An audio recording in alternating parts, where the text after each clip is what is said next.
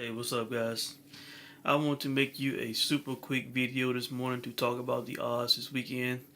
Man, this is one of those weekends where there appears to be four slam dunks in my eyes. And I have a parlay going. I did a three-teamer, probably should have done a four-teamer, uh, and waged a little less of money. But I did a three-teamer, and I have been flip flopping all week trying to decide what I want to stick in the open parlay because, uh, it appears to be such a slam dunk that I have a feeling and I am sure that at least one of these plays will not hit. I have been, playing mind games with myself, fooling myself, tricking myself. Not the best of confidence this weekend, especially coming off the Jacare Whitaker fight. All right, but as I said, hey, we don't win them all. We dust ourselves off, and hey, on to the next one, man. That's the way this game goes, man. We are bound to lose at some point. All right. Now these are the things that I am looking at this weekend. Okay.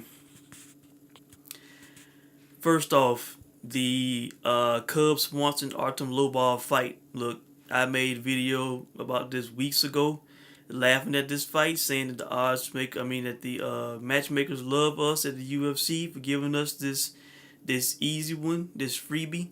Artem Lobov, his Conor McGregor's not going to be there. His coach Kavanaugh's not going to be there, and he just is, in my opinion, one of the worst fighters in the UFC, and he is main eventing against one of the best featherweights in the world. A longtime vet, somebody who trains at Jackson Wink, I do believe. This all points to Cub Swanson winning this fight. I tell you, I was tempted to play. Either the fight doesn't go the distance or Swanson winning inside the distance for better odds. But I am staying the wait. It would not surprise me if this fight went a full 5 rounds. Artem Lobov has not been finished many times in his career. So, but I am going with Cub Swanson just on the money line, and they're at high odds. At the moment, I think it's like a minus 675 in my casino. So, not getting a great deal on Cub Swanson. All right. Also, um, I have played the John Dodson Eddie Wineland fight. That one I already made my mind up on that one. Played it early in the week. I felt that I assumed that he would be either a 3-1 or 4-1 favorite over Wineland Dodson. When the odds came out, shockingly he was a minus 280 favorite. I tried to hop on that shit immediately. By the time I got to it, he had gone up to a minus 300. And hey, I went ahead and played it, man. I just see Dodson. Dodson is going to be too fast for an aging Wineland. Dodson is a fast guy, a powerful guy. Hell, I'm expecting him to stop Wineland. They call the guy the magician for a reason. you know, I think Wineland's going to be seeing him in one spot 1 second. Next thing, Wineland's going to know he's going to be in another spot. So I am going with Dodson in that fight. I hopped on that immediately. No thoughts about it. All right. For a while there, I considered Dodson. He was in my top 10 pound for pound without even being a champ. I thought so highly of Dodson. He looked disappointing against Lineker. I believe Lineker won that fight. Dodson did not deserve to win that fight because he was not throwing enough. He played the back foot game, which was fine, but you can't just go back foot and not throw. You have to let your hands go at some point. And he was moving too much and not throwing enough. So yeah, I think he will be eager for a win here, and he will do what he needs to do to get the win. All right. Now on to boxing. Okay, Berto and Porter. Porter is a high favorite to beat Berto. I'm staying away from picking the winner or losing that fight because the odds are too big. What I am banking on in this fight is the toughness of both guys. Out of both of their careers, there's only been one stoppage, and I believe there was a 12th round stoppage. Soto Carras stopping Berto, But if I remember correctly, Berto was on his feet, and that was more of an injury, could not continue situation. I could be wrong, but it is proven that Berto is tough. He can take a beating. He took a beating against Robert Guerrero and Sean Porter. He has never been stopped in his career. All right. So hell, I expect this fight to go the distance. You can get a good line on the fight going the distance. You can also get a good line on the over. I believe at a minus 290 for over 9.5 rounds at my casino. But I am playing it super safe this weekend. Hell, I am playing a round prop. I am playing it for the fight to start the eighth round at I think a minus 510, I believe, at my casino. That's the route I'm going because I'm doing a high money parlay. So I would recommend playing rounds in that fight. Now I have been like I said, I'm playing kind of playing tricks with myself, with the lack of confidence. I am wondering if maybe Berto has been in enough wars. I believe he's on a decline. What if Porter puts pressure on him and gets him out of there somehow, some way? Just too much pressure. Too much. So I am or vice versa. What if Berto was to land some kind of uppercut or something on Porter and set him down? But I am banking on these guys' toughness, man. I do not see either of these guys getting stopped. If it is, it should be a late stoppage. All right. So like I said, I'm playing for that fight to start the eighth round. Something that I think they can easily achieve. All right, in their sleep. All right. And the final thing, which I am not playing, but I believe Martin Murray should beat Gabe Rosado.